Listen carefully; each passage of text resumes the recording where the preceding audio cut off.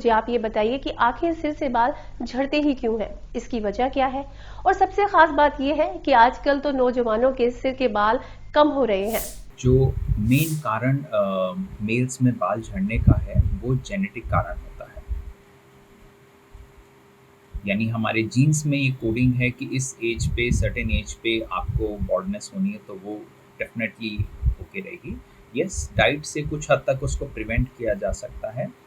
कई दवाइयाँ दे के भी कुछ हद तक उसको प्रिवेंट किया जा सकता है, राइट? बट जो मेन कारण है दैट इज़ जेनेटिक। सर, सबसे पहले आप हमारे दर्शकों को बेहद आम भाषा में ये बताइए और ये समझाइए कि हेयर ट्रांसप्लांट सर्जरी आखिर होती क्या है और ये क्यों की जाती है? जी।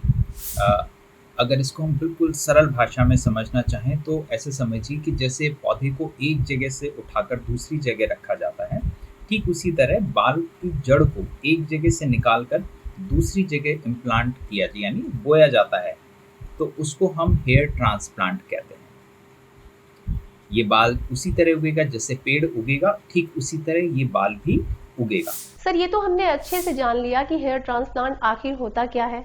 अब आप हमारे दर्शकों को ये बताइए इस सर्जरी को किया कैसे जाता है, यानी कि इस हेयर ट्रांसप्लांट सर्जरी का प्रोसेस क्या है? और जो बाल ट्रांसप्लांट किए जाते हैं, क्या वो परमानेंट रहते हैं? राइट। तो इसका जो प्रोसेस है दैट इज़ कि हम बालों को डोनर एरिया से निकालते हैं, यानी जिस जगह बाल घने हैं, यानी हमारा ये वाला हिस्सा, इस हिस्से से हम बालों को निकालते हैं और हम उसको आगे ट्रांसप्लांट करते हैं। जिस हिस्से से निकाला जाता है उस हिस्से को हम डोनर एरिया कहते हैं, और जिस हिस्से पर लगाते हैं उसको हम रिसिपिएंट एरिया कहते हैं। हेयर ट्रांसप्लांट दो तरीके से होता है। One is FUT and other is FUE। In FUT टाँके चीरे आते हैं, इन FUE कोई टाँके चीरे नहीं आते हैं। FUE में एक एक बाल निकाला जाता है और उसको इम्प्लांट किया जाता है। FUT में एक पर्टिकुलर स्ट्रिप निकाली जाती है, उसको कट किया जाता है, उसके छोटे छोटे हिस्से बनाकर उनको इम्प्लांट किया जाता है।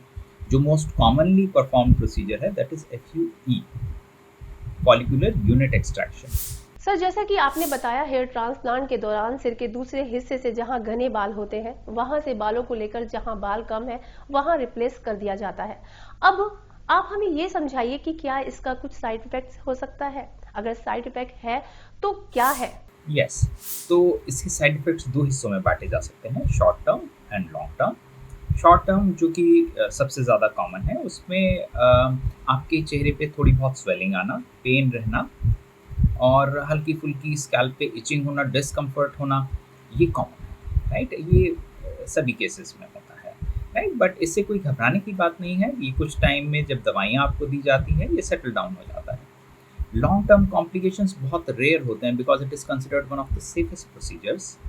और इसमें लॉन्ग टर्म में बहुत ज़्यादा कुछ देखने में नहीं मिलता, एक्सेप्ट कुछ केसेस में नम्बनेस देखी जा सकती है कुछ हिस्से पे, और कोई एक आध पॉइंट पे you might get to see pain और something, but usually not. Long term side effects are very very very rare.